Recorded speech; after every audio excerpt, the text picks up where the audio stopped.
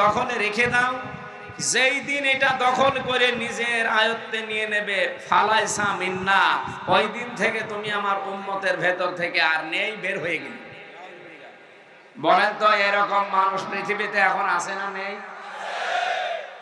ভারতে আমাদের পূর্বপুরুষ যারা, তারা এই যে ওয়াকফ করেছিল জমি জায়গা, মসজিদ, মাদ্রাসা, খানকা, ঈদগাহ, গোরস্থান, এটার জন্য। অথচ এই পৃথিবীর অবৈধ মানুষ যারা এখন উগ্রপন্থী হিন্দুরা, সব হিন্দু না, উগ্রপন্থী যারা, এই মোদির মুরিদ যারা, এই নিকৃষ্ট মানুষ পৃথিবীতে 6 জন এখন আছে, তার ভেতরে মোদি 2 নাম্বার।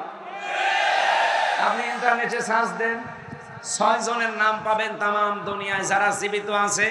সবচাইতে ঘৃণিত মানুষ 6 জন, তার ভেতরে 1 নম্বরে নেতানিয়াহু, ইসরায়েলের এই প্রেসিডেন্ট। এটা অবৈধ প্রেসিডেন্ট, কারণ দেশটাও অবৈধ, প্রেসিডেন্টও অবৈধ। 2 নম্বরে নাম এসেছে নরেন্দ্র মোদি। 3 নম্বরে নাম এসেছে যেটা পালিয়েছে ওইটা, আমি নাম নিলাম না। ওর নাম নিলে আমার মনে হয় যে আমার রিমান্ডের কথা মনে হয়, এজন্য নাম নিতে চাই না। আবার বদদুয়া চলে আসবে, মুসাফির অবস্থায় আছি, শেষে স্বামীর বাড়ি আছে, শেষে আবার পাঠিয়ে দেবে বাবার বাড়ি, আর এক ঝামেলায় পড়ো। ঝামেলা আছে, ঘাড়ে আছে, ওই ঘাড়ে থাক। এরকম 6 জনের নাম পেলাম, আমি তো বানাইনি এগুলো, এগুলো মাইক্রোসফট রিপোর্ট বানিয়েছে খ্রিস্টানরা, যে তামাম দুনিয়ায় 6 জন মানুষ এখন জীবিত মানুষদের ভেতরে ঘৃণিত, নিকৃষ্ট। শুধু আমরা না, তামাম দুনিয়া তাদের ঘৃণা করে। এই জন্য দেখেছেন না, তামাম দুনিয়া কেউ নিতে তাকে রাজি না। নিরাপদ একটা জায়গা পেয়েছে, স্বামীর বাড়ি বলে চালিয়ে দিয়েছে। না, এটা মিথ্যা কথা। যতই আপনি চালিয়ে দেন যে আমাদের স্বামী স্ত্রীর সম্পর্ক, এটা তো সম্ভব না। কারণ দাদা তো ফুল হাতা আর আমরা হাফ হাতা। আমরা হাফ হাতা না? হ্যাঁ, দাদার এখন এই বয়সে যদি মুসলমানি দেওয়া লাগে, আপনি হাসাম পাবেন কোথায়? এরকম বুড়ো হাসাম লাগবে। আর বুড়ো মানুষের হাতে ছুরি দিয়ে আপনি মুসলমানি দেবেন, দেখা যাচ্ছে আগা কাটতেছে, গোড়া কেটে ফেলেছে। দাদা জীবনের মতো মুসলমানের স্বাদ মিটে যাবে। ও যে মুসলমান হবে না, এই জন্যই তো এত অত্যাচার করছে। কারণ মানুষ যখন সীমা ছাড়িয়ে যায়, তখন তার কপালে আল্লাহ হেদায়েত বলে আর কিছু রাখে না। ইন্নামা নুমলি লাহুম লিয়াজদাদু ইসমা ওয়া লাহুম আযাবুম মুহিন। সূরা আলে ইমরানের ভেতরে আছে, 4 নাম্বার পারা, 12 নাম্বার পৃষ্ঠা, 9 নাম্বার লাইনে আছে। আল্লাহ তাআলা বলেন, কোন মানুষ যখন পাপ করতে করতে সীমা লঙ্ঘন করে আর সীমা থাকে না, তখন তার জন্য অপমানজনক শাস্তি আমি রেডি করি। আজ পাকিস্তান যেভাবে তাদের অস্ত্রগুলো তাক করেছে, আমার মনে হয় ভারত ইনশাল্লাহ সামনে স্বাধীন হবে। এই জন্য ভারতবাসী যারা আছেন, আপনাদেরকে আহ্বান জানাচ্ছি এই ছোট্ট জায়গা থেকে, এই মাতাল লোকটাকে আপনারা থামান। এই নরেন্দ্র মোদি একটা মাতাল, এই গরুর মদ খাওয়া লোক। এই শয়তানরা যদি আপনারা না থামান না, শেষে দেখবেন মুসলিম বিশ্বের 57টা দেশ এক হয়ে গেলে মানচিত্র থেকে, পৃথিবী থেকে হারিয়ে যাবে। আর সেইটাই এখন কিন্তু সামনে আসতেছে। আমরা চাই এই লোকটা যেন থামে এবং পৃথিবীর মানুষেরা যেন একটু শান্তিতে থাকে। যেহেতু মানুষের সম্মান নিয়ে সিনেমিনে খেলছে, মুসলমানদের ওয়াকফ করার সম্পদগুলো এখন অবৈধ আইন বানিয়ে সেগুলো আপনারা নিজেদের দখলে নিয়ে নিচ্ছেন। ও জিনিস কি আপনাদের? ওগুলো আমাদের বাপ দাদা মুসলিমদের। এই কথা বলেন না কেন?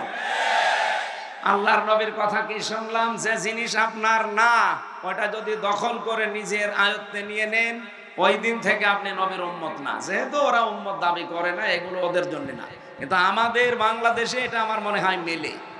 আগস্টের 5 তারিখের পরে আমরা অনেকের চরিত্র দেখতে পেলাম, যে জিনিস যার না, জোর জবরদস্তি করে দখল করে নিজের আয়ত্তে নিয়ে নিয়েছে। এই জেলায় মনে হয় এখনো হয়নি। হ্যাঁ হয়েছে, আমিও জানি। আগস্টের 5 তারিখের পর থেকে অনেকে বিসমিল্লাহ ছাড়াই শুরু করেছে, যে বাবা শাহজালাল সব হালাল।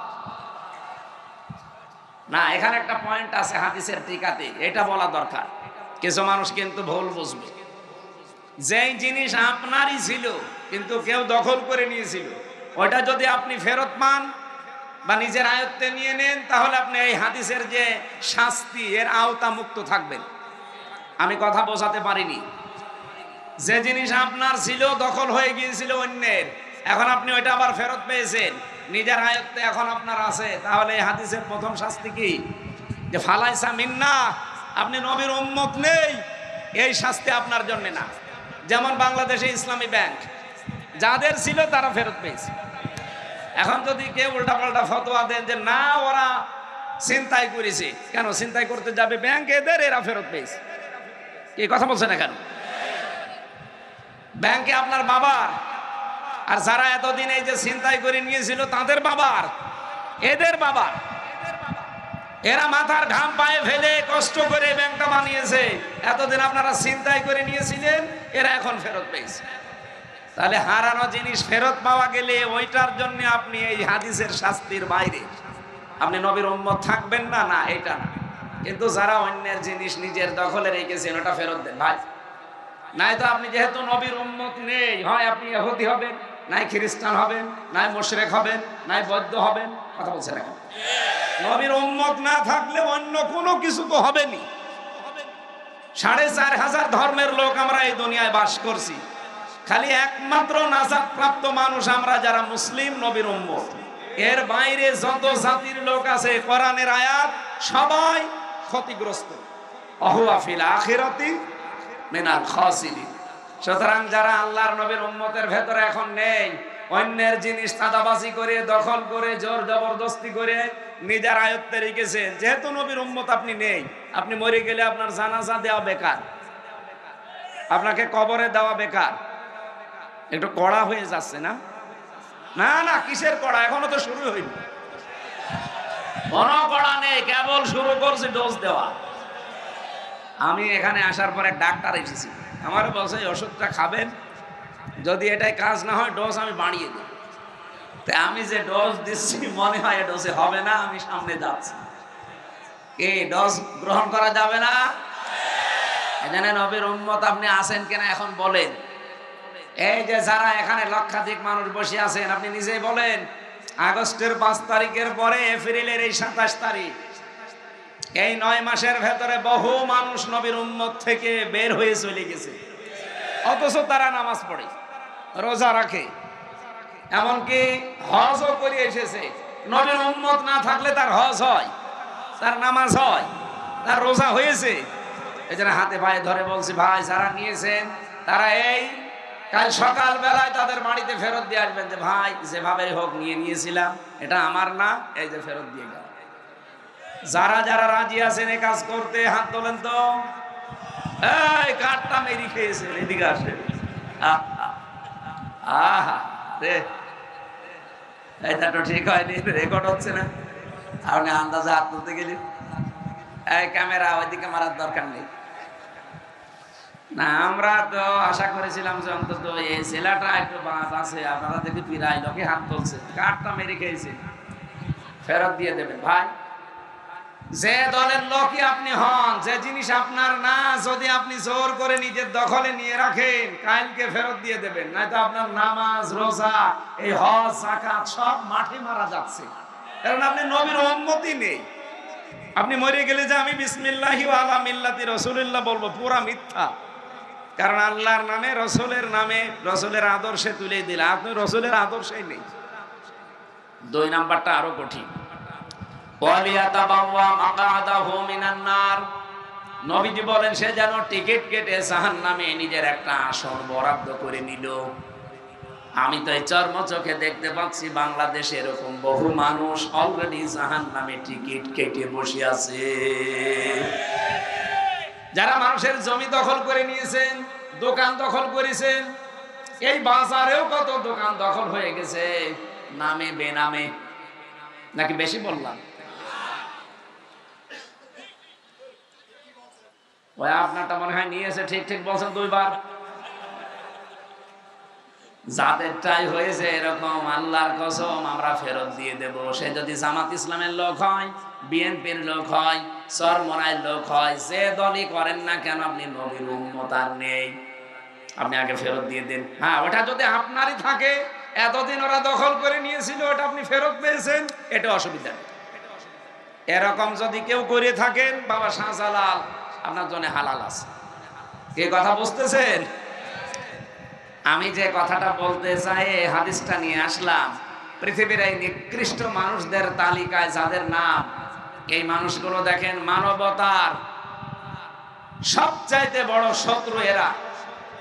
এবং এই মানুষগুলোর জন্য এখন পৃথিবী অশান্ত হয়ে উঠতেছে।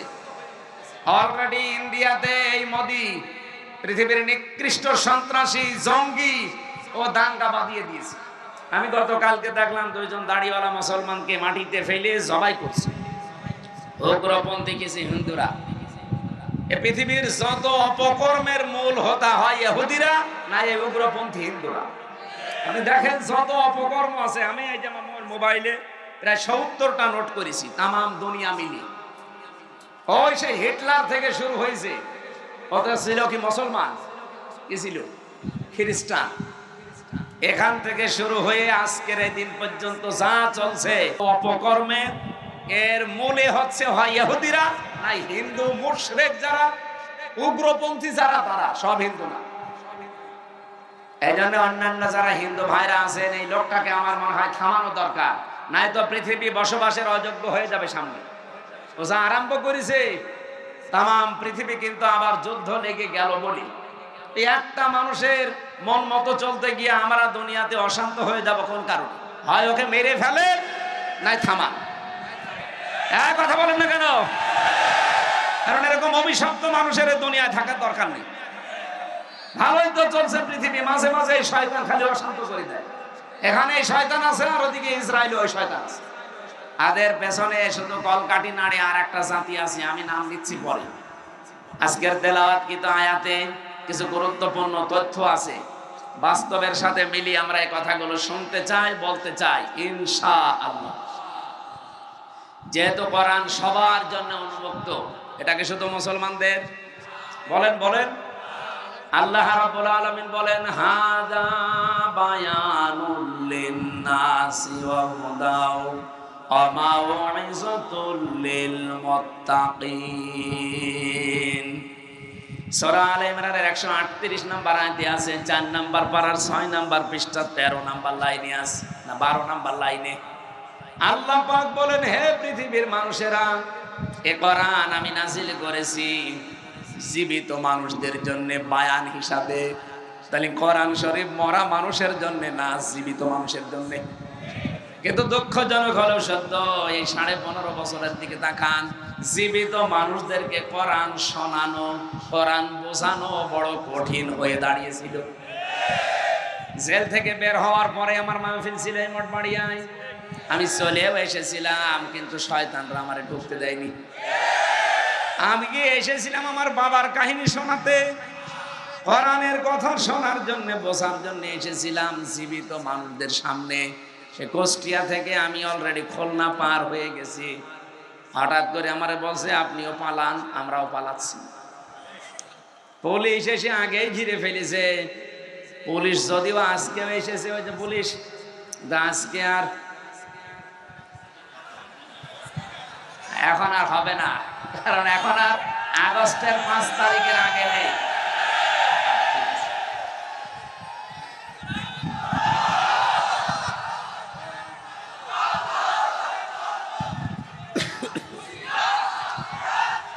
ঠিক আছে ভাই, এ দেশ আর আগস্টের 5 তারিখের আগে আছে। এখন এপ্রিলের 27 তারিখ। ওপেন ঘোষণা দিচ্ছি, বাংলাদেশের 56,000 বর্গ মাইলের 1 ইঞ্চি জায়গায় কোরআনের ওপেন কথা বলতে যদি কেউ বাধা দেয়, সেদিন সাতক্ষীরা একজন বাধা দিয়েছে, আমার সামনে কোনো শয়তান পড়ে না। যদি কোনো জায়গায় পায় না, একেবারে জায়গায় কবর দিয়ে দেবো, তাও বিসমিল্লাহি ওয়া আলা মিল্লাতি রাসূলিল্লাহ ছাড়া কোনো ছাড় নেই। আর কারণ ওর জন্য বিসমিল্লাহ পড়েও লাভ নেই, আলা মিল্লাতি রাসূলিল্লাহ পড়েও লাভ নেই। ওই এমনিও জাহান্নামে যাবে। কোরআন বিরোধী যারা জাহান্নামী তারা। এ ফতোয়া কে দিয়েছে? সুতরাং কেউ বাধা দেওয়ার সাহস করবেন না। অন্য স্যারে দিয়েছেন, আমার সামনে এখনো পর্যন্ত পড়েনি, বিশেষ করে আগস্টের 5 তারিখের পর থেকে। এর আগে পড়েছিল কিছু শয়তান, আমি তখন কিছু বলি না। এখন যদি পড়েন, আমি একেবারে আল্লাহু আকবার বলে ওই ওদের সে পাঁঠা সবাই করে যেভাবে, ওরা তো আল্লাহু আকবার বলে না। আশা করছি এই দুঃসাহস কেউ দেখাবেন না। আপনি নিজের কপালে নিজে আগুন লাগাচ্ছেন, আরো মানুষের ভেতরে বিভ্রান্ত ছড়াচ্ছেন। সাতক্ষীরার যে চেয়ারম্যান নামে কলঙ্ক, এই কোলাঙ্গার এই লোকটা কয়েকদিন আগেও প্রশাসনের লোক তাকে বাটপার বলে গালি দিয়েছে। অথচ কোরআনের মাহফিলে যে আলেমকে অপমান করে, আমি কেন যে ওই দিন থাকলাম না। আমার 1 তারিখে আছে সাতক্ষীরায়, দেখি ওই আল্লাহর ওলি পড়ে কিনা। যদি পড়ে ওরে আমি লবণ ছাড়া চিনি কেন। শয়তান। আমার ভাইরা, জীবিত মানুষদেরকে কোরআন শোনাতে বলেছেন কে? আরো জোরে বলেন। কেন? কোরআনে কারীম জানিয়েছে কেন জীবিত মানুষদেরকে শোনাবেন। ওয়াযাক্কির ফাইন্নাদ যিকরা তানফাউল মুমিনিন। কেন আপনি কোরআন দিয়ে আলোচনা করবেন? যারা মুমিন, যাদের ভেতরে ঈমান আছে, এই মানুষগুলোর উপকার হবে। আর যারা আল্লাহর ধমকের ভয় পায়, so admonish and or by the holy Quran, him who fears my threat, fadhakkir bil Qur'ani man yakhafu wa'id. যারা আল্লাহর ধমককে ভয় পায়, এই মানুষগুলো কোরআনের আলোচনা শুনলে মাস্ট বি তাদের উপকার হবে। কে বলছেন? যাক্কির ফাইন্নাদ যিকরা তানফাউল মুমিনিন। তানফাউল মুজারে, বর্তমান, ভবিষ্যৎ, প্রেজেন্ট, ফিউচার। এখন আমরা যারা শুনছি আমাদের উপকার হচ্ছে। কি উপকার হচ্ছে? আল্লাহ বলেন, ইন্নামাল মুমিনুনা আল্লাযীনা ইযা যুকিরাল্লাহু ওয়াজিলাত কুলুবুহুম ওয়া ইযা তুলিয়াত আলাইহিম আয়াতুহু যাদাতুহুম ঈমানা ওয়া আলা রাব্বিহিম ইয়াতাওয়াক্কালুন। 1 নম্বরে যারা সত্যিকারের মুমিন, তাদের সামনে আল্লাহর আয়াতগুলো যখন আপনি উচ্চারণ করবেন, তাদের অন্তরাত্মা কেঁপে উঠবে। হয় আশায় নাই ভয়ে। 2 নম্বরে তাদের ঈমান যা ছিল, কোরআনের আলোচনায় তাদের ঈমান আল্লাহ আরো বাড়িয়ে দেবে। 3 নম্বরে তারা বাড়ি যাওয়ার আগে সিদ্ধান্ত নিয়ে যাবে, জীবনে যদি ভরসা করি কার উপরে। অবশ্যই এই জন্য আমাদের ঈমান যা আছে বাড়বে, এটা আল্লাহর কথা। ঈমান যে আপনার বাড়ছে তার প্রমাণ কি? নবীজি বলেন, বাম স্তনের 2 আঙ্গুল নিচে একটা গোস্তের টুকরা আছে। কোরআনের আয়াত যদি মানুষ বুঝে বুঝে শোনে, পড়ে, তখন এটা কাঁপ ধরে, এর ভেতরে কাঁপাকাঁপি শুরু হয়। 2 নম্বরে আপনার শরীরের এই যে পশমগুলো খাড়া হয়ে যায়। এই যে আমার খাড়া হয়ে গেছে, আপনি দেখেন আপনার খাড়া হয়ে যাবে যদি কোরআনের আয়াত বলছেন। 3 নম্বরে, ওয়াইদা সামিউ মা উনজিলা ইলার রাসূলি তারা আয়ুনাহুম তাফিদু মিনাদ দামি মিম্মা আরাফু মিনাল হক। সূরা মায়েদা 7 নম্বর পারার 1ম নম্বর পৃষ্ঠার 1ম নম্বর লাইনের 83 নম্বর আয়াতে আছে। আল্লাহ বলেন, যখন আমার আয়াতগুলো মানুষ শুনবে, নবী আপনি দেখবেন যারা বোঝে, এর মর্মবাণী, এর অর্থ, ব্যাখ্যা, বিশ্লেষণ যারা বুঝেছে, যারা একনিষ্ঠভাবে মন দিয়ে যারা আমার কালামের কথাগুলো বোঝার চেষ্টায় আছে, ওই মানুষগুলোর চোখের দিকে তাকিয়ে দেখবেন মনের অশান্তি তারা কাঁদতেছে। কখন তাদের চোখে পানি এসে গেছে ওরা নিজেও টের পাবে না। এই জন্য আপনি যদি মন থেকে শোনেন, এই উপকারগুলো মাস্ট বি সামনে হবে। আর আমার কয়েকটা আরম্ভ হয়েই গেছে।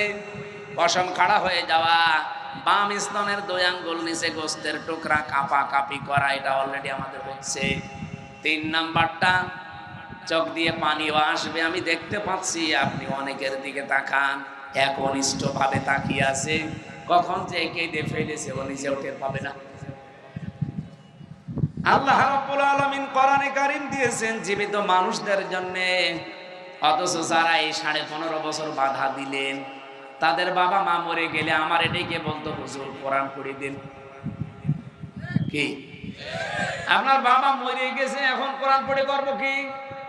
যতদিন জীবিত ছিল ততদিন যদি পড়তেন, পড়াতেন, বোঝাতেন, কাজ হইতো। কি কথা বলেন?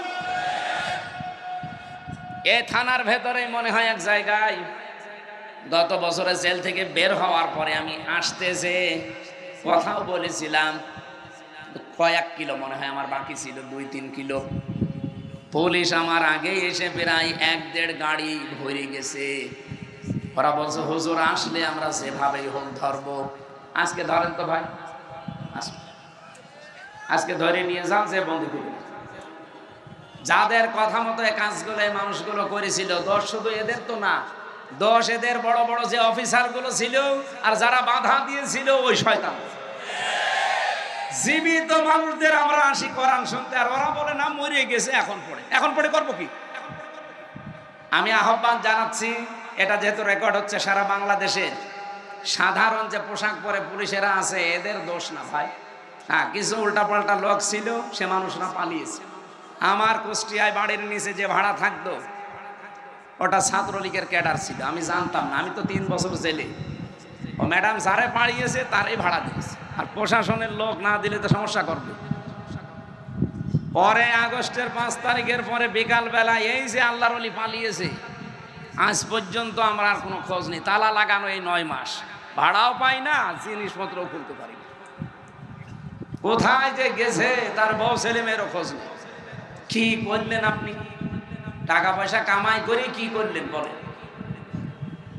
এই কিছু কিছু অফিসারের কারণে, কোলাঙ্গার যে মানুষগুলো, তাদের কারণে সাধারণ কনস্টেবল যারা, এসআই, এএসআই, এই মানুষগুলো আজ জাতির কাছে এখনো পর্যন্ত কালার হয়ে আছে। এরা এই পোশাক দেখলে এখনো ঘৃণা করে না। এই পোশাকটার দোষ না, এটা সম্মানিত পোশাক।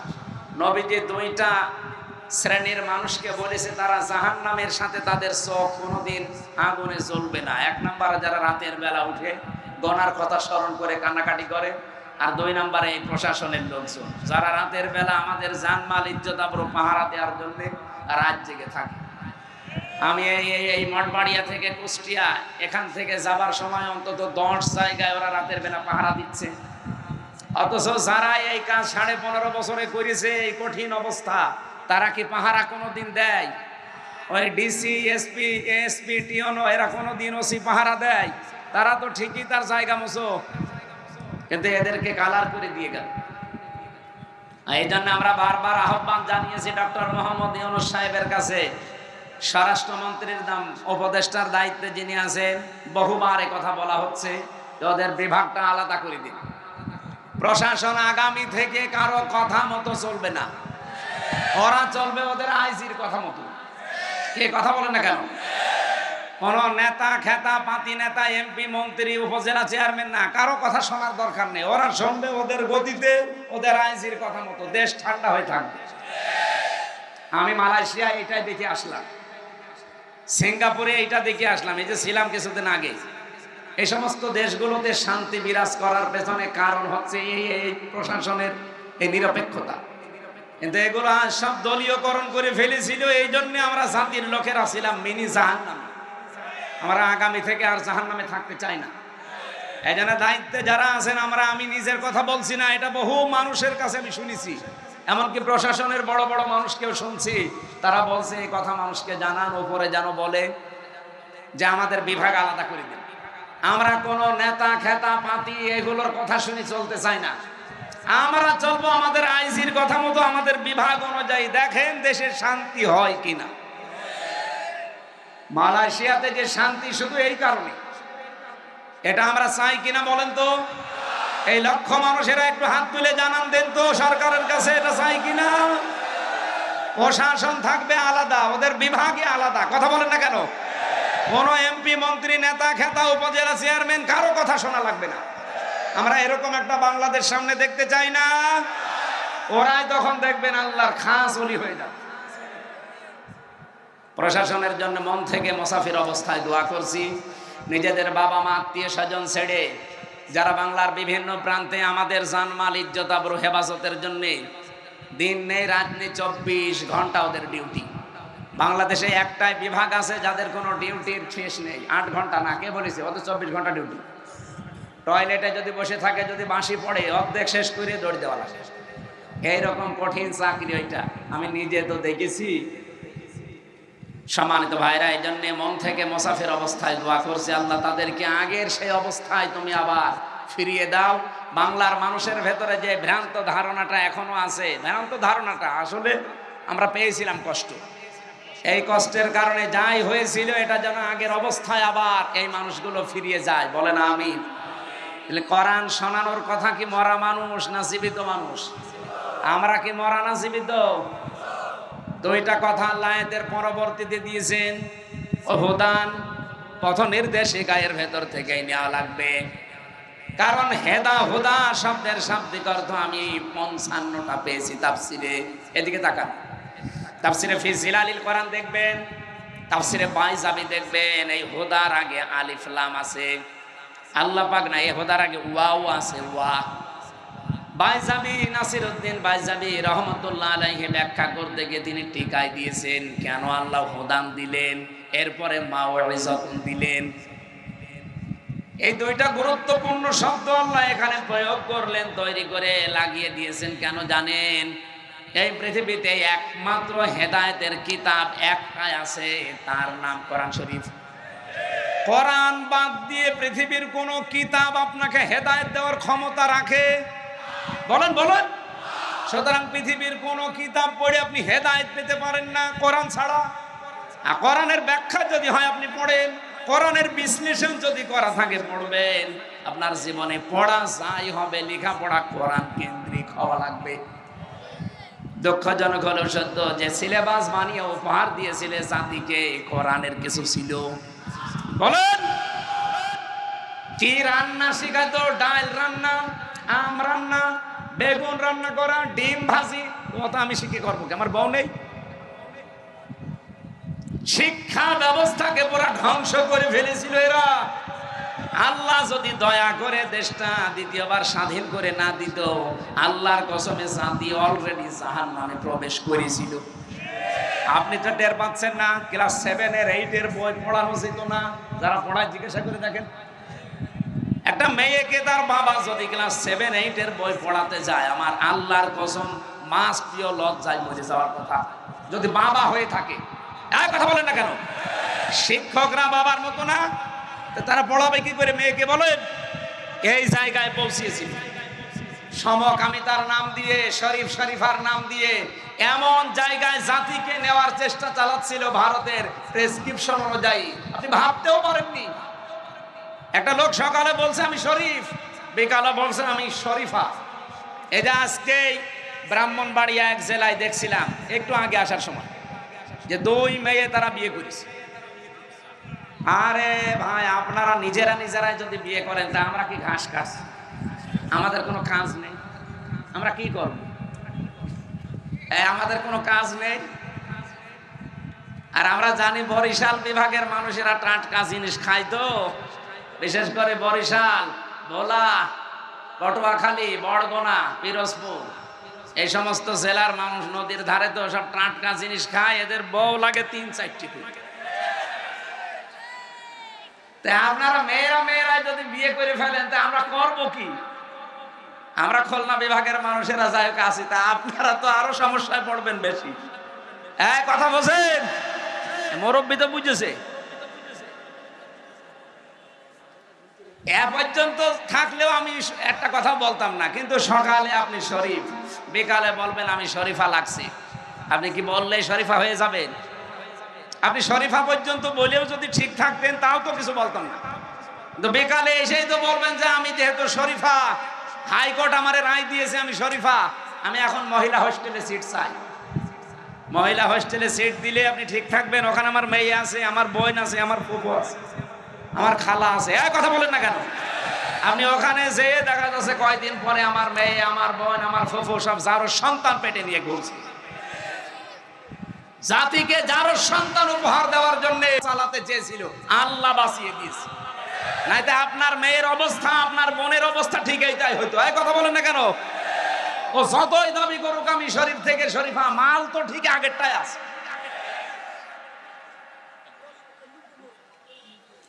এজন্য হেদায়েত দেওয়ার একচ্ছত্র মালিকানা আল্লাহ কোরআনকে দিয়েছেন। হুদান, এটাই পথ নির্দেশিকা। এখানে একটা হাদিস এসেছে, বলবো আমি, আপনারা শুনতেছেন? তিরমিজি শরীফের হাদিস। এইটাই আমার ওয়াজের ফার্স্ট পয়েন্ট। ভালো করে শুনবেন, যদি মেনে নিতে পারেন কপাল খুলে যাবে এক্ষুনি, আর যদি মানতে না পারেন ওই যা ছিলেন তাই।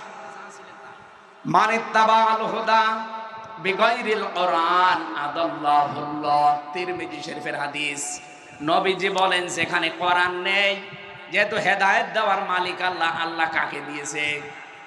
কোরআনকে। বলেন বলেন, আরো জোরে বলুন। পৃথিবীর কোন পীরের হাতে হেদায়েত আছে? না, নেই। আমি আজকে চরমনার ময়দান পুরা ঘুরে দেখলাম, মাদ্রাসা সরসিনার পুরা মাদ্রাসা, সারাদিন এই দুই জায়গায় গিয়েছিলাম। এনএস মাদ্রাসা, যেটা কামিল মাদ্রাসা, যে ঝালুকাঠি, ওখানে গিয়েছিলাম কয়েকদিন আগে।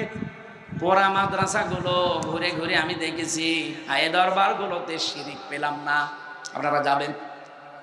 কিছু মত পার্থক্য আমাদের সাথে আছে, ওটা আমি মেনে নিয়েছি। এখন জাতীয় স্বার্থে বাংলাদেশের মানুষের এটা মেনে নেওয়া লাগবে।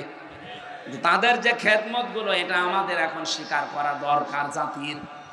আপনাদের এই বরিশাল বিভাগে বিশেষ করে এলাকাগুলোতে কোরআনের প্রসার, মানুষকে আল্লাহর দিকে ডাকার জন্য সৈয়দ ইসহাক রহমতুল্লাহ আলাইহি, এই যে মহেবুল্লাহ, শাহ মহেবুল্লাহ আহমেদ রহমতুল্লাহ আলাইহি, এই মানুষগুলোর যে কাজ কারবার, তারা যে মাদ্রাসাগুলো প্রতিষ্ঠা করে যে দিনের আলো ছড়িয়েছে, আমার মনে হয় এই মানুষগুলোর কীর্তিময় কাজগুলো জাতির সামনে অন্তত তুলে ধরা দরকার। আমি অনেকক্ষণ ছিলাম, এক এক জায়গায় প্রায় 2 ঘন্টা 2.5 ঘন্টা সময় কাটিয়েছি। বহু কিছু আজকে আমি এতদিন উল্টাপাল্টা ধারণা অনেকের প্রতি ছিল।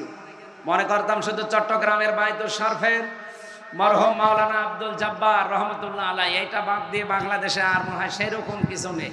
সব জায়গায় যা শুনতাম যে শিরিক বেদাত ভরপুর। হ্যাঁ আছে, শিরিক বেদাতও আছে, যেমন 18 শিরিক বেদাত আছে মাইজ ভান্ডারি, শিরিক বেদাত আছে সুরেশ্বরী। আপনি যান প্রকাশ্য শিরিক পাবেন।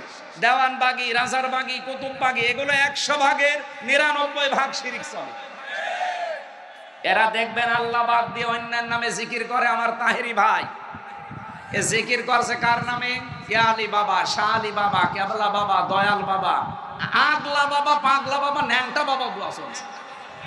আমি নিজে তার মুখে শুনেছি ইয়া আলী বাবা, শাহ আলী বাবা, ফতে বাবা।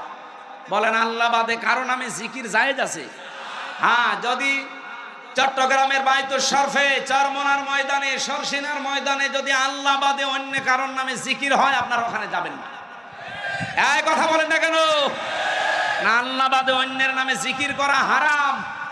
সূরা আরাফ 9 নম্বর পারা 13 নম্বর পৃষ্ঠা 4 নম্বর লাইনের 181 নম্বর আয়াতে আছে। না, 180 নম্বর আয়াত।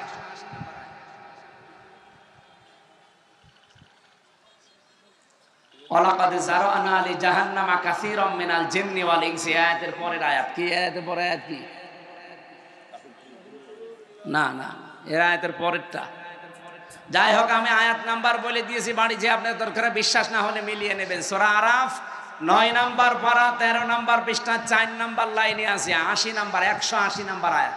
যে কোনো তাফসীরের সাথে মিলাবেন। আল্লাহ বাদে অন্যের নাতে কেউ যদি মিলিয়েও ডাকে, কেউ যদি আল্লাহর নামকে এলহাদ করে, এলহাদ মানে পাল্টিয়ে ফেলা। এই যে আল্লাহর নাম ওরা পাল্টিয়ে ইয়া আলী বাবা, শাহ আলী বাবা, কেল্লা বাবা, ফতে বাবা, আল্লাহর নাম আছে একটা। কোথায় আপনি পেলেন এগুলো? এই জন্য আমি যে সমস্ত দরবারগুলো নিজে দেখে আসলাম, আপনারা দরকার হয় বড় বড় আলেম যারা আছেন দেশে যাবেন দেখতে। যদি দেখেন যে শিরিক বেদাত এখানেও আছে, ওখানে মানুষকে যেতে নিষেধ করবে। যেহেতু এই সমস্ত জায়গার নিয়মগুলো দেখে আসলাম, এরা জিকির আল্লাহর নামেই করছে, এরা দরুদ রাসূলুল্লাহর নামেই পড়ছে। কিন্তু কিছু মানুষ যেখানে শিরিক আর বেদাত প্রকাশ্যে, যেখানে আল্লাহর নামই পুরো পাল্টিয়ে ফেলেছে, এমনকি আল্লাহর নামই বাদ দিয়ে দিয়েছে, এই জায়গায় গেলে আপনার ঈমান থাকবে না যাবে? তা আমি অন্তত থাকতে আপনার ঈমান চলে যাবে, আর আমি বসে বসে ঘাস কাটবো। 55 বছর পর্যন্ত আল্লামা সাইদি রহমতুল্লাহ আলাইহি এই কথাগুলো জাতিকে জানাতে চেয়েছি যে আপনারা শিরিক করবেন না নামের ভেতরে, আল্লাহর নামে। রাসূলুল্লাহকে তুলতে তুলতে এমন উপরে তুলে ফেলে, আল্লাহর উপরে সম্মান দিয়ে দেয় না। স্থান ঠিক রাখা লাগবে। 1 নম্বরে কে? 2 নম্বরে রাসূলুল্লাহ, 3 নম্বরে মা বাবা। বলেন বলেন, আপনি সিরিয়াল ঠিক না রেখে একবারে মা বাবাকে আল্লাহর উপরে তুলে দেবেন, আপনি ইমান থাকবে? আমার ভাইরা, এবার আমি হাদিসের যে ব্যাখ্যা বলার জন্য এই হাদিসটা পড়লাম। শব্দ ছিল আদাল্লাহুল্লাহ। আমি আরবি গ্রামার যারা বোঝে, জানে, বালাগাত মানতে পড়ায় পড়ে, এখানে বহু আলেম আছে। আপনি একটু বাড়িতে যে ওনাদের আলাদা জিজ্ঞাসা করেন তো, শব্দ নবীজি যদি বলতেন দল্লা ইয়াদিল্লু, তাও বাংলা অর্থ হয়ে যেত। কিন্তু বাংলা অর্থ আসতো সোলাসি মোজাররদ থেকে আসলে যে আপনি নিজেই নিজেকে খারাপ বানিয়ে ফেলেছেন। কিন্তু আদাল্লা ইউদিল্লু বাবে ইফাল থেকে এসেছে শব্দটা। এর খাসিয়াত আছে 9টা।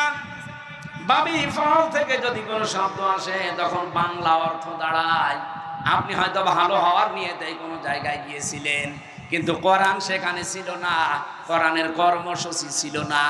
এই জন্য আল্লাহ নিজে দায়িত্ব নিয়ে আপনাকে আরো গোমরা বানিয়ে দেবে। পিরোজপুরবাসী, এবার একটা সত্যি কথা বলেন তো, যেই দরবারে কোরআন চলে না, কোরআনের নিয়ম নীতি চলে না, ওই দরবারে যদি আপনি ভালো হওয়ার নিয়তেও যান, আপনাকে খারাপ বানিয়ে দেবে কে? আরো জোরে বলেন। এ পর্যন্ত বিশ্বাস করেছেন নাকি হাদিস আমি বানালাম? আরেকটু নিচে যাব, কয়েকজন বলছে। হ্যাঁ, বলেন না কেন? বাংলাদেশে 73টার উপরে এখন রাজনৈতিক দল। কে কি মনে করবেন, খুশি হবেন, রাজি হবেন, দুঃখ পাবেন, আমি ওই দিকে তাকাই না। কোরআন হাদিস সামনে আসলে আমি চোখ বন্ধ করে বলি কে রাজি হবে, কে দুঃখ পাবে, আমার দেখার দরকার নেই। এই 73টা রাজনৈতিক দল বাংলাদেশে, যেই দলের কর্মসূচিতে কোরআন নেই, যেই দলের কর্মসূচিতে কোরআন চলে না, ওই দলের প্রতিষ্ঠাতা যদি আমার বাবাও হয়, আমার স্বামীও হয়, ওই দলে যদি আমি ভালো হওয়ার নিয়তে থাকি, আমাকে খারাপ বানাবে কে? সুতরাং ওই রকম দলে আমি আজকে থেকে আর আছি। কারা কারা নেই হাত তোলেন তো। আন্দাজে হাত তুলবেন না, দেখেন তো হাত তোলেনি কে, দেখেন। আলহামদুলিল্লাহ, ওয়াজ হয়ে গেছে। আর ওয়াজ করা লাগবে? আর কি ওয়াজ আছে? যেই দলে কোরআন নেই, যেই দলের কর্মসূচিতে কোরআন চলে না, ওই দলের প্রতিষ্ঠাতা আমার বাবা হোক, আমার স্বামী হোক, আমি আর নেই। তাহলে এই দেশে কি আর কোন দল থাকার কথা? বলেন। আল্লাহ আমাদেরকে হেদায়েত দান করুন। লিল্লাহি তাকবীর। আমাদের প্রধান অতিথি আজকে আল্লামা দেলাওয়ার হোসেন সাঈদী রহমাতুল্লাহ আলাইহির সন্তান এসে গেছে। ভাই মনে হয় ব্যস্ত থাকলে চলে যাবেন, না থাকলে কিছুক্ষণ থাকবেন ইনশাআল্লাহ। প্রধান অতিথির আগমন, শামীম সাঈদীর আগমন, মঠবাড়িয়ার পক্ষ থেকে শামীম সাঈদীর আগমন, প্রধান অতিথির আগমন,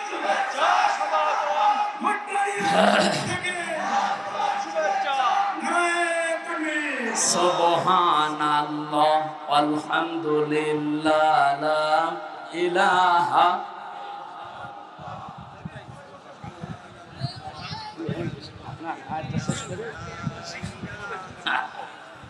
এখানে বসিয়ে দিন, এখানে বসিয়ে দিন। সুবহানাল্লাহ আলহামদুলিল্লাহ লা ইলাহা ইল্লাল্লাহ সুবহানাল্লাহ। জবান খুলে আল্লাহর জিকির করেন, সুবহানাল্লাহ আলহামদুলিল্লাহ। এখানে কথা বলেন কেন? বসেন, বসিয়ে দেন, সব বসিয়ে দেন। এই যে 4টা শব্দ দিয়ে জিকির করাচ্ছি, এটা হাদিসের শব্দ, এর বাইরে কোনো জিকিরের শব্দ নেই। সুবহানাল্লাহ আলহামদুলিল্লাহ লা ইলাহা ইল্লাল্লাহ আল্লাহু আকবার, এর বাইরে যা আছে দোয়া দরুদ। কেউ যদি কেল্লা বাবা, ফাতে বাবা, শালি বাবা, দয়াল বাবা, এগুলো কি এর ভেতরে আছে? সুতরাং এরকম কোন দরবারে যাবেন না। এই 4টা শব্দ দিয়ে যেই দরবারে জিকির হয়, ওই দরবারে শেখার জন্য, জানার জন্য যাবেন। কি কথা বলেন না কেন? এরকম দরবার যদি চরমনা হয় যাবেন কালকে, যদি সরসি না হয় যাবেন কালকে, যদি 8 রশি হয় যাবেন কালকে। 8 রশি আমি নিজে গিয়ে যেটা দেখেছিলাম, এইভাবে যাওয়া লাগে কবরে, আবার এইভাবে আসা লাগে। আমি ওনারে বললাম যে ভাই আমি নবীর রওজা থেকে আসলাম কয়েকদিন আগে, এই ভেতরে যাওয়া লাগে না? আমারে বলছে ওটা তোদের নবী, এইটা আমাদের। ওই যে খাদেম লাল কাপড় পরে যেটা আছে, ওরে শয়তান! প্রকাশ্য শিরিক যেখানে চলে, এদেশের মুসলমানেরা ওখানে আজ যাবে? এটা শুধু এই মঠবাড়ি আইনে রেকর্ড হচ্ছে, সারা বাংলাদেশ লাইভ চলছে। সুতরাং সবাইকে সামনে নিয়ে আমার মনে হয় আমি কথা বলছি, এই 4টা শব্দের বাইরে যে দরবারে জিকির আছে ওই দরবারে যাবেন না। কে কথা দিতে পারবেন না? তাহলে দেখবেন আস্তে আস্তে আপনারা না গেলেও দরবার এমনি তুলে দেবে, বলবে কোনো কামাই নেই। আল্লাহ বলেন কোরআন আমি জীবিত মানুষদের জন্য বায়ান, বক্তব্য, বিবৃতি কেন দিলাম? এটা হেদায়াত, পথ নির্দেশিকা এইটাই দিতে পারে। এই জন্য আদাল্লাহ ইউদিল্লু বাবে ইফাল থেকে বাংলা অর্থ দাঁড়ায় পৃথিবীতে কোরআন যেখানে নেই, তার মানে কোরআনের নিয়ম নীতি চলে না। ওখানে কেউ ভালো হওয়ার নিয়তেও যদি চায়, তাকে আল্লাহ নিজে দায়িত্ব নিয়ে আরো খারাপ বানিয়ে দেয়। এর বাস্তব প্রমাণ আমার কুষ্টিয়া লালনের মাজার, ওখানে কোরআন আছে নেই? আমার মা বাড়ি তো পাশে, কোরআন নেই, কোরআনের কর্মসূচিও নেই। ওখানে প্রকাশ্য শিরিক, বেদাত আর শুধু গাঁজা। আমার মনে হয় সারা বাংলাদেশ ঘুরে আপনি যা গাঁজা পাবেন তার চাইতে বেশি গাঁজা পাওয়া যাবে মাজারে। এই পৃথিবীর নিরাপদ একটা জায়গা হচ্ছে লালনের মাজার, যেখানে পুলিশ পাহারা দিয়ে গাঁজা খাওয়ায়। ওই পুলিশ বসে আছে না, যদি ওই কুষ্টিয়া জেলার দায়িত্বে থাকে জিজ্ঞাসা করে দেখেন, বলে বাবা খা, আমরা আছি, কেউ কিছু বলবে না। এইরকম গাঁজাখোর ওখানে। ওই রকম জায়গায় কোরআন নেই। কোরআনের যদি ভালো হওয়ার নিয়তেও চান, আপনি কি ভালো থাকবেন? আর আপনাকে খারাপ বানিয়ে দেবে কে? এই জন্য দেখা যায় আগে বিড়ি খেত না, এখন বিড়ি ধরেছে। আগে গাঁজা বুঝতো না, এখন গাঁজা খায়। কি ভালো হয়েছে না খারাপ হয়েছে? বলেন বলেন। এই জন্য এরকম কোন খারাপ জায়গায় যেখানে খারাপ হওয়ার সম্ভাবনা বেশি যাওয়া যাবে? আল্লাহ আমাদেরকে বাঁচিয়ে দেন, বলেন আমিন। 2 নম্বরে ওয়া মাউইজাতুন, এর ভেতরে উপদেশ আছে। মাউইজা শব্দের অর্থ 33টা। 1 নম্বরে মাউইজাতুন মানে প্রেসক্রিপশন। কি বললাম? বলেন বলেন। আমরা ডাক্তারের কাছে যান, আপনি মঠবাড়িয়া যদি MBBS ডাক্তার হয়, দেখবেন 4টা জিনিস লেখা থাকে। 1 নম্বরে ওখানে পাবেন ডাক্তারের নাম, ওর নিচে ওনার ডিগ্রি লেখা থাকে। 2 নম্বরে লিখবে আপনার নাম, এবার আপনার বয়স। 3 নম্বরে ঔষধের নাম লিখবে, এর পাশাপাশি ঔষধের ডোজগুলো লিখে দেবে, যে এই ঔষধের ডোজ এই। 4 নম্বরে লিখবে যে কয়দিন চলবে এটা, 7 দিন বা 15 দিন বা 1 মাস, এরপরে ঔষধ পাল্টিয়ে অন্য ঔষধ দেবে। আমি কি বেশি বললাম না? ঠিক আছে। পড়া কোরআন শরীফ আমি এই প্রেসক্রিপশনের সাথে মিলিয়ে এই 4টা জিনিস পেয়েছি। আমার তেলাওয়াতকৃত আয়াত যেহেতু সূরা মায়েদা 54 নম্বর আয়াত, আমরা এই প্রেসক্রিপশন অনুযায়ী কথা বলতে চাই। 4টা ধাপ আছে এখানে, ধাপ আছে 4টা। যেহেতু ভাই একটু সময় দিচ্ছে, আমরা 15-20 মিনিট মতো বললে থাকবেন তো? থাকবেন আপনারা? এবার আপনি এই প্রেসক্রিপশন অনুযায়ী কথা শুনেন। আউযু বিল্লাহি মিনাশ শাইতানির রাজিম, বিসমিল্লাহির রহমানির রহিম,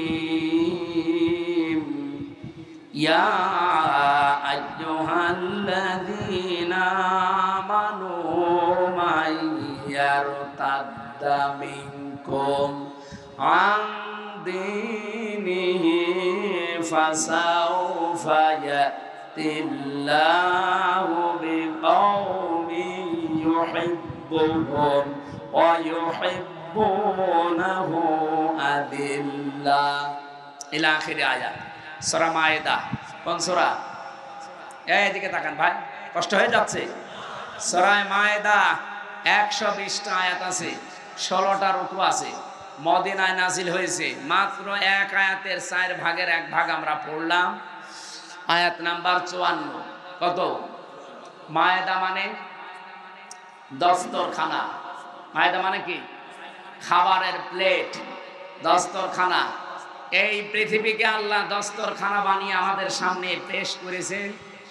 আমাদেরকে আহ্বান জানিয়েছেন যে দস্তরখানা তামাম দুনিয়া এটা খাবারের প্লেট। এই আয়াতে এই সূরার নামকরণ দিয়ে আমি তাফসিরে ইবনে কাসিরের ভেতরে পড়েছি, পৃথিবীর মানুষকে আল্লাহ অভয় দিয়েছেন যে খাবারের চিন্তা তোমার করার দরকার নেই, তোমার চিন্তা ইবাদত নিয়ে। খাবারের চিন্তা কার? আমা মিন দাব্বাতিন ফিল আরদি ইল্লা আলাল্লাহি রিজকুহা। জমিনে এমন কোন বিচরণশীল জীব নেই যার রিস্কের দায়িত্ব আল্লাহ নিজের হাতে তুলে নেয়নি।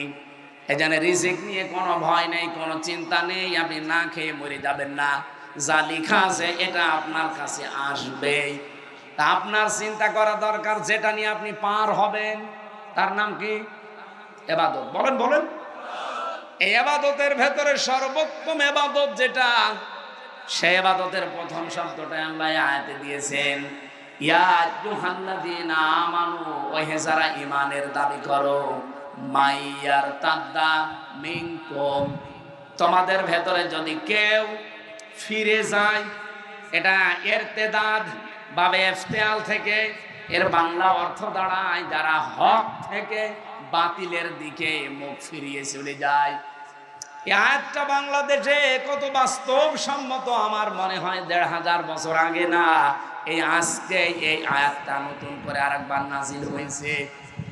আল্লাহ বোঝাতে চেয়েছেন পৃথিবীর ইমানদারেরা, বাংলার ইমানদারেরা, শোনো, তোমাদের ভেতরে কেউ যদি আল্লাহর দিন থেকে মুখ ফিরিয়ে চলে যায়, হক থেকে বাতিলের দিকে মুখ ফিরিয়ে চলে যায়, তোমরা কি মনে করো আমি আল্লাহ দুর্বল হয়ে যাব, আমার আল্লাহর ক্ষমতা একটু কমে যাবে?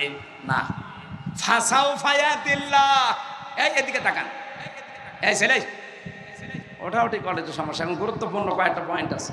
হ্যাঁ মুরব্বী, আরেকটু বসতে পারবেন না? যা যা। এই এত মানুষ একসাথে প্রসাব করতে যাচ্ছে, কি জামাতবদ্ধ প্রসাব চলছে?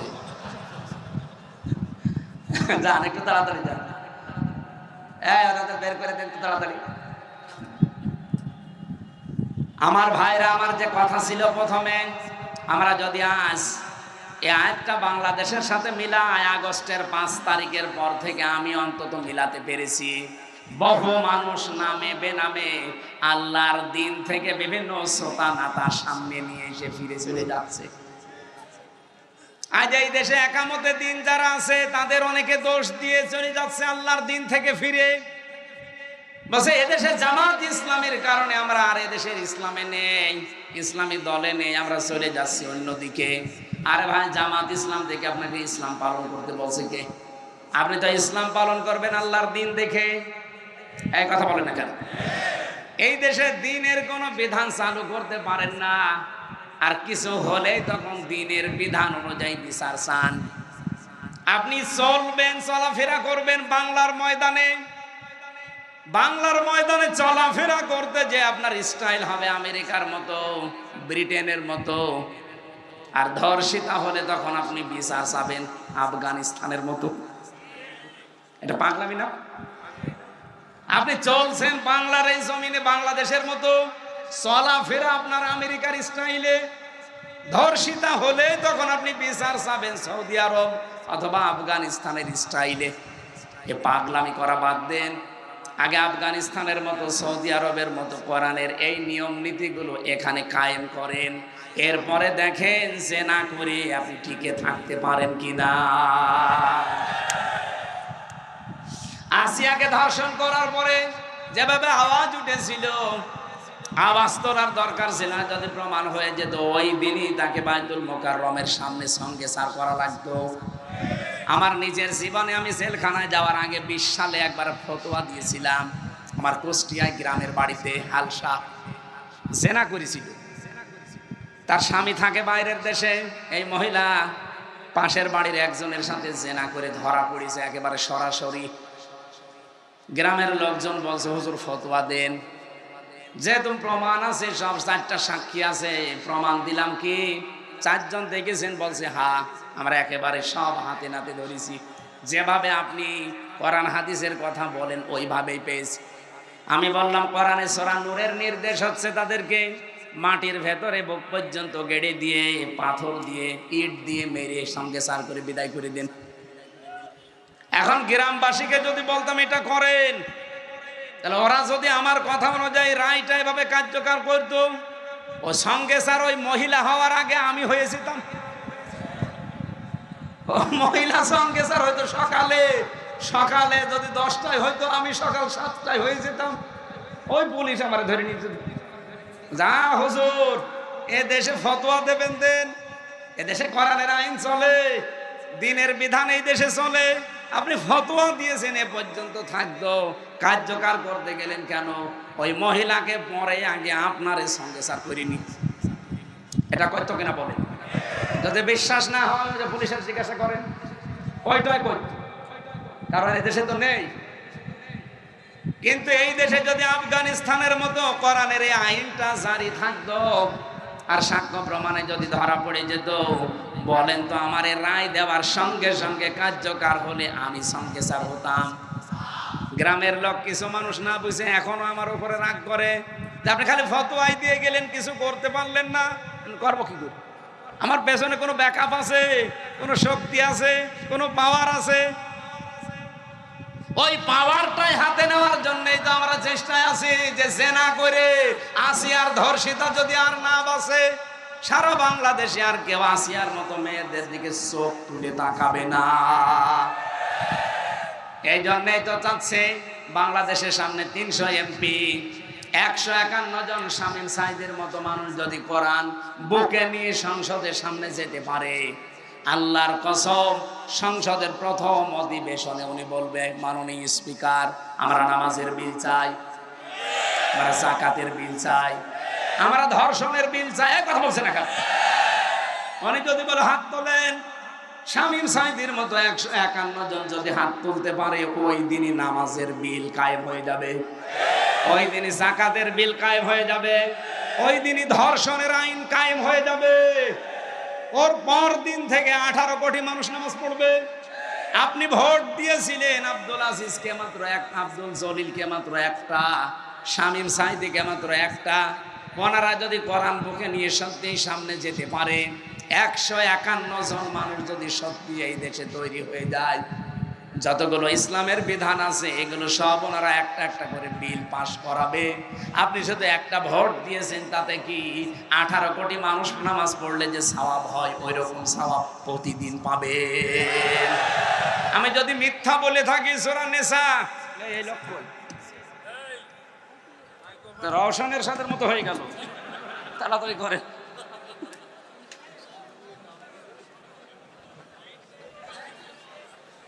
ওখানে কিছু দিয়ে ভালো করে বাইতে রাখেন, টেপ মারি দেন। রওশনের সাথে তো একটু শক্ত ছিল, এর সাথে আছে একেবারেই সে রোস্তম আলী ফরাজি সাহেবের মতো পড়ে গেল। না, আপনাদের এমপিও তো অনেক দুর্বল ছিল, একেবারেই দুর্বল। আমার ভাইরা, এটা রাজনৈতিক বক্তব্য যদি মনে করেন, আল্লাহর কসম সূরা নিসা 5 নম্বর পারা 10 নম্বর পৃষ্ঠার 12 নম্বর লাইনের 85 নম্বর আয়াত। এর এত দলিল লম্বা করে তো বলতে পারছি না, বাড়ি যে এখানে মিলিয়ে নেবেন। যদি একটা কথা বাইরে থাকে, শামীম সাঈদীকে একটা ভোট দেবেন, 18 কোটি মানুষের নামাজ পড়ার সওয়াব হবে, আমি গ্যারান্টি দিতে পারি। উনি এমপি হওয়ার পরে, আব্দুল জলিল এমপি হওয়ার পরে প্রথম দিন সংসদের অধিবেশনে নামাজের বিল আনতে বাধ্য, কারণ প্রতিশ্রুতিবদ্ধ ওনারা আল্লাহর কাছে, আল্লাযীনা ইম্মাক্কান্নাহুম ফিল আরদি আকামুস সালাত।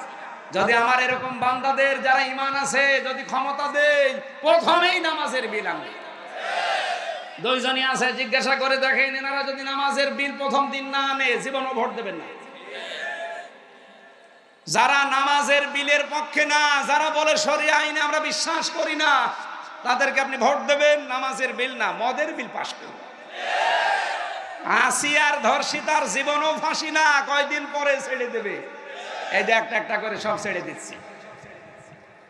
অথচ পৃথিবীর, আমার মনে হয় বাংলাদেশ না, পৃথিবীর যত মাজলুম মানুষ আছে তার ভেতরে অন্যতম মাজলুম একজন মানুষ আজহারুল ইসলাম। কথা বলেন না কেন? এটিএম আজহারুল ইসলাম একজন মাজলুম মানুষ, বিনা কারণে আজ 13 বছর জেলে পড়ে আছে। হাসিনা যেমন অবৈধ, তার রায়গুলো অবৈধ। এই কথা বলেন না কেন? আমরা চাই আগামী 6 তারিখে যে রায়টা আছে, আর কোনো বাঙালিকে হাইকোর্ট দেখাবেন না। কি কথা বলেন না কেন? যেভাবে হোক তারে মুক্ত জীবনে ফেরত দেওয়া লাগবে। কত মানুষকে তো দিয়ে দিলেন। প্রশ্ন করে খালি ওনার সাজা হয়ে গেছে, উনি সাজাপ্রাপ্ত আসামি, ওনারে জামিন দেবে কি করে? সাজাপ্রাপ্ত তারেক জিয়া ছিল না, তারা ছেড়ে দিলেন কি করে? তার স্ত্রী জবায়দা, ডাক্তার জবায়দা রহমান সাজাপ্রাপ্ত ছিল না? 3 বছরের সাজা ছিল তার। হ্যাঁ, তাদেরকে ছেড়ে দিয়েছেন, আলহামদুলিল্লাহ, আমি খুশি। আপনারা কেউ খুশি না হলে আমি খুশি, কারণ তারা নিরপরাধ। বিনা কারণে তাদেরকে আপনি মিথ্যা মামলা দিয়ে হাসিনা আটকে রেখেছিল। আমার যেমন 3 বছর, আমার মামলাটা নিয়ে আমি বুঝেছি যে এই প্রশাসন, এই আদালত যে কত মিথ্যার উপরে চলতো, আমি নিজে তো প্রমাণ, কারো জিজ্ঞাসা করা লাগবে, আমি নিজে প্রমাণ না। 3টা বছর আমার জীবন থেকে তারা কেড়ে নিয়েছে। কিয়ামতের দিন আমি জীবনও তাদের ছাড়বো না। যারা যুক্ত ছিল টপ টু বটন, কেউ ছাড়বে না। এই মানুষগুলো ছাড়বে? 13 বছর বাবার কাছ থেকে আলাদা করে রেখেছেন বিনা কারণে। এটিএম আজহারুল ইসলামের যারা মামলার সাক্ষী, তাও কেউ কেউ দেখেছে 6 কিলোমিটার দূর থেকে। ওর চোখের কি পাওয়ার বলেন তো? কেউ দেখেছে 3 কিলোমিটার দূরে, কেউ 1.5 কিলোমিটার দূরে। ওকে মানুষ না বাস পাখি? এই মিথ্যা সাক্ষী, মিথ্যা অজুহাত দিয়ে একটা মানুষের 13টা বছর নষ্ট করে দিলেন। আমরা আবার বলছি, আমিরে জামাত যা বলেছিল আপনাদের কথা মতো তিনি উদ্ধ করেছিলেন। এবার আর তাকে খেপাবেন না। ওনার কিন্তু ধৈর্যের বাঁধ অন্তরাটি শেষ হয়ে গেছে।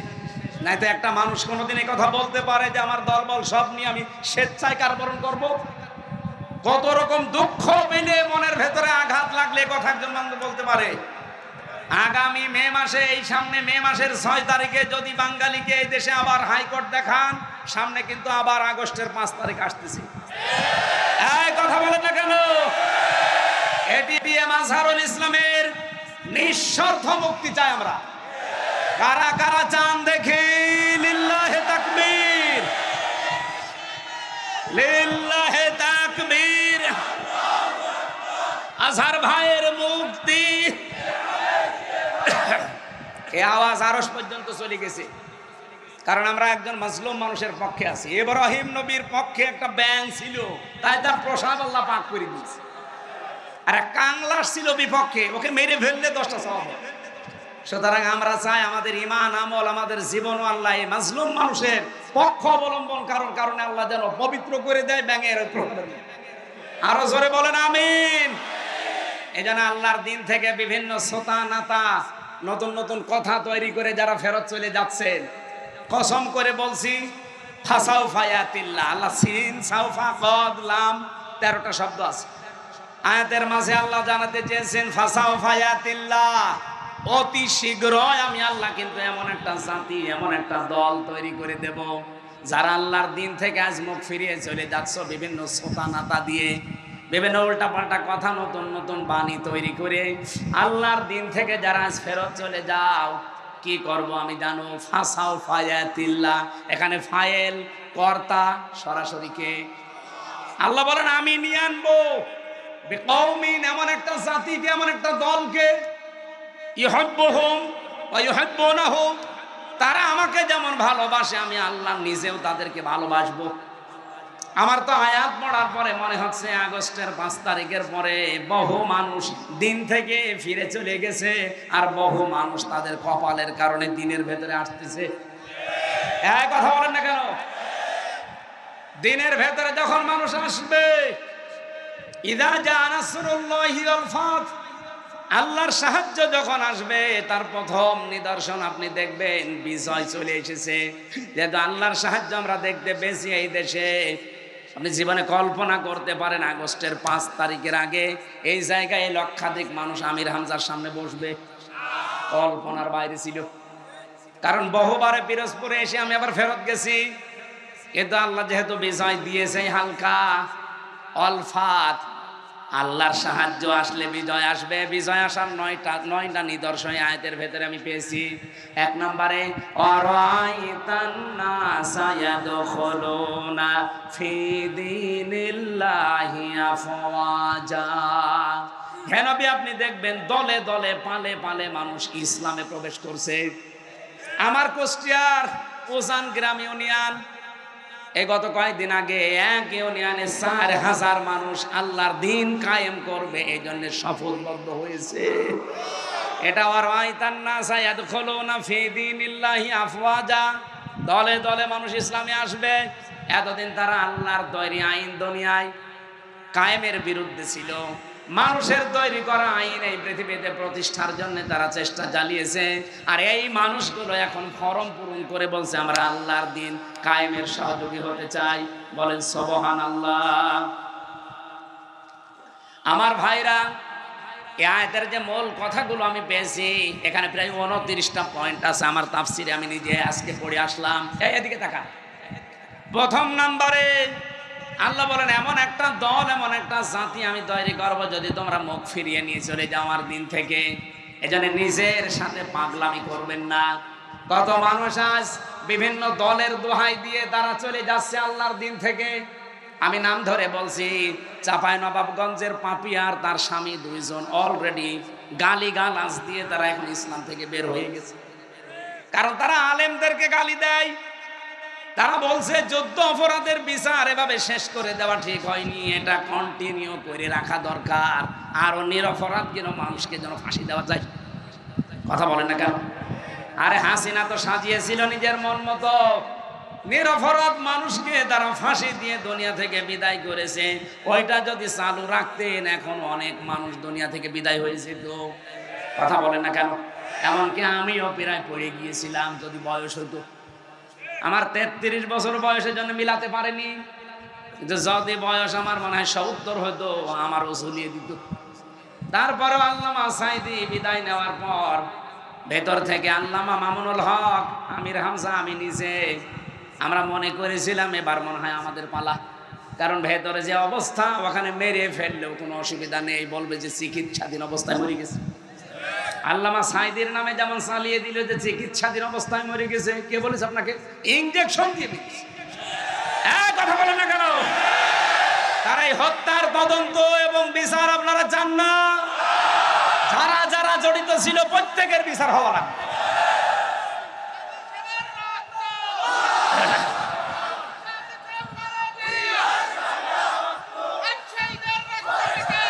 আমার ভাইরা ঠিক আছে, আমার যে 29টা পয়েন্ট ছিল সবগুলো যদি বলতে আজকে নাও পারি, আমি সব লিখে এনেছিলাম।